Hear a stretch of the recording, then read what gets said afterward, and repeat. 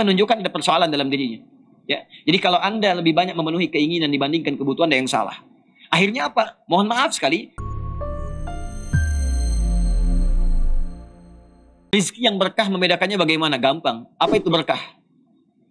Berkah itu ziyadatul khair, bertambah nilai kebaikannya. Ada dua cara mendapatkan rizki yang berkah. Rumus dua ini cepatnya di Quran surah kedua Al-Baqarah ayat 168. Paling kanan, agak ke bawah ya di mushaf standar. Ya ayyuhan nasu kulu mimma fil ardi halalan thayyibah. Ya, halalan thayyibah. Jadi untuk mendapatkan rezeki yang berkah itu rumusnya dua. Satu, halal. Mencarinya sesuai dengan petunjuk Allah Subhanahu wa taala sehingga didapatkan benar. Nah, biasanya yang pertama ini universal hukumnya. Jadi kalau non muslim pun menyalahi ini dihukum, orang Islam pun menyalahi dihukum karena sudah jadi hukum kemanusiaan. Contoh, kata Quran jangan mencuri. Maka segala jenis pencurian pasti akan punya konsekuensi hukum keduniaan. Nggak akan ditanya akidahnya. Ya, misalnya ada yang korupsi, ya itu kan mencuri juga. Korupsi kan, korupsi itu lebih besar pencuriannya. Ya makanya kalau ada kalimat-kalimat negatif, maaf ya, pekerjaan-pekerjaan jelek jangan diperhalus. Ya, kalau bisa yang paling jelek istilahnya. Kenapa untuk ayam maling? Untuk yang besar-besar disebut dengan istilah yang keren, misalnya koruptor. Tunjukin aja dengan yang jelek supaya ditinggalkan.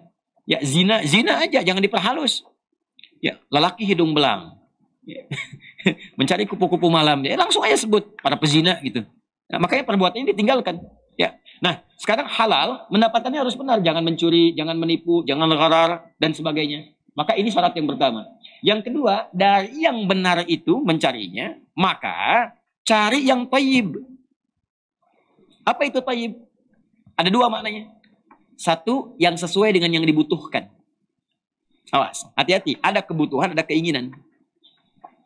Sesuai dengan yang dibutuhkan. Yang kedua, aspek yang dibenarkan oleh syariat. Saya beri contoh makanan misalnya. Ya, maaf ya. Saya mau minum. Ini minumannya. Kan butuhnya minum itu untuk apa? Menghilangkan haus kan? Maka rezeki berkah itu gak akan banyak disertai keinginan. Kalaupun ada keinginan, wajar saja. Saya pengen minum supaya haus hilang, minum aja bismillah. Saya pengen minumannya misalnya yang ini, minum. Tapi nggak macam-macam dia. Ada minuman yang apa?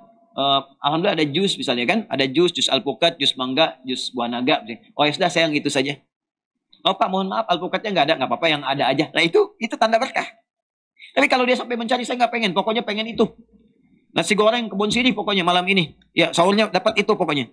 Ya padahal nasi goreng banyak. Tak tek tok di samping. Tetap pengen ke kebun sirih. Ya, yang di kebun nanas, kebun kacang, kebun macam-macam itu nggak dianggap dia kebun sirih semuanya. Ya. Nah ini menunjukkan ada persoalan dalam dirinya. Ya, jadi kalau Anda lebih banyak memenuhi keinginan dibandingkan kebutuhan, ada yang salah. Akhirnya apa? Mohon maaf sekali, akhirnya kadang yang diinginkan itu nggak kepake. Buka lemari pakaian, ada nggak selama ini yang pernah kita gunakan, yang pernah kita beli nggak kepake?